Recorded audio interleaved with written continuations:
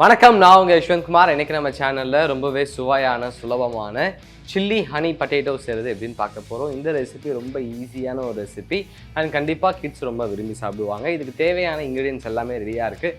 Preparation start பண்ணிவிடுவோம். So first இங்கே ஒரு பவுலில் ஒரு 3 பொட்டேட்டோவை நீல வாக்கில் நறுக்கி வச்சுருக்கேன். இதில் 4 to 5 டேபிள் ஸ்பூன் அளவு மைதா மாவு மற்றும் 4 to 5 டேபிள் ஸ்பூன் அளவு கார்ன்ஃப்ளவர், தேவையான அளவு உப்பு மற்றும் ஒரு 50 ml அளவு தண்ணி சேர்த்து ஒரு முறை கிளறி விட்டுக்கோங்க.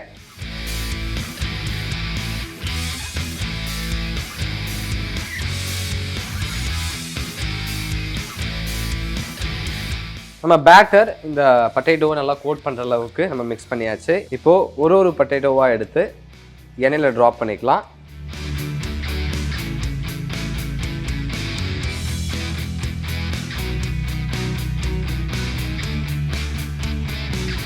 நம்ம சேர்த்துருக்க பொட்டேட்டோவை ஹை ஃப்ளேமில் வச்சு நல்லா மொறுன்னு வர அளவுக்கு பொரிச்சு எடுத்துக்கலாம்.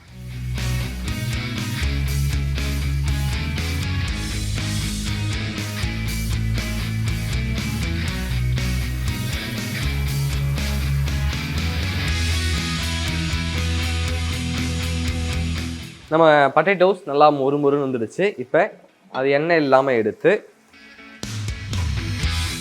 வேற ஒரு பிளேட்டில் மாற்றிப்போம். இதே மாதிரி மீதம் உள்ள எல்லா பொட்டேட்டோவையும் பொரிச்சு எடுத்துக்கலாம்.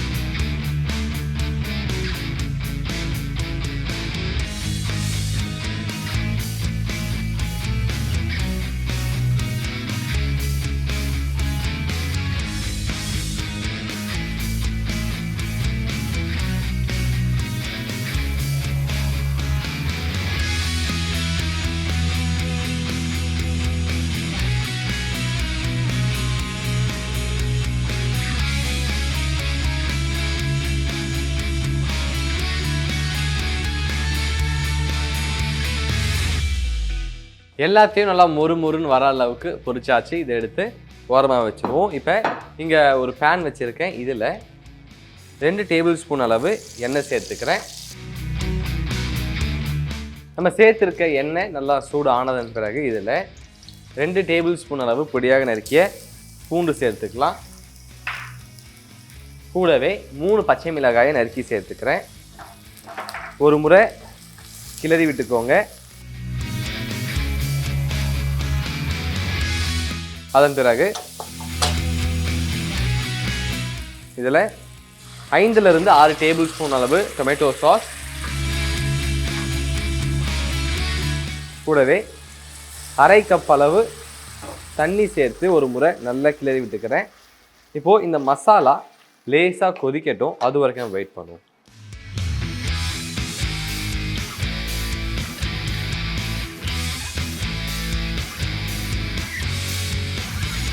இந்த மசாலா நல்லா கொதிக்க ஆரம்பிச்சிருச்சு. இப்போது 100 கிராம் அளவு குடைமிளகாய் நீல வாக்கில் நறுக்கி சேர்த்துக்கிறேன்.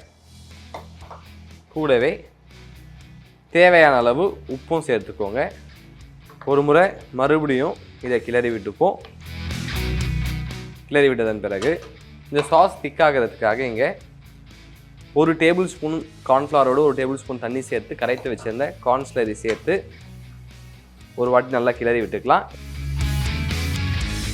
இந்த மாதிரி நம்ம சாஸ் திக்கானதன் பிறகு இதில் நம்ம ஃப்ரை பண்ணி வச்சுருந்த பொட்டேட்டோஸ் சேர்த்து சாஸ் பொட்டேட்டோ நல்லா கோட் பண்ணுற அளவுக்கு இது ஒரு முறை நல்லா மிக்ஸ் பண்ணிக்கலாம்.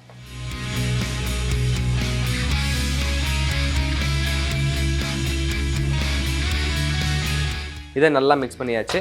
கடைசியாக 2 to 3 டேபிள் ஸ்பூன் அளவு ஹனி சேர்த்து ஒரு முறை நல்லா கிளறி விட்டதன் பிறகு ஸ்டவ் ஆஃப் பண்ணிடலாம்.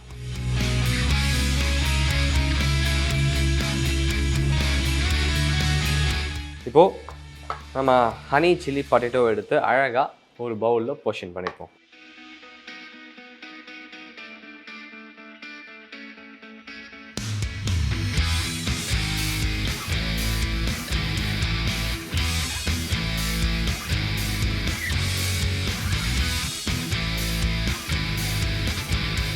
ரொம்பவே சுவையான சுலபமான சில்லி ஹனி பட்டேட்டோ செய்கிறது எப்படின்னு பார்த்துட்டோம்.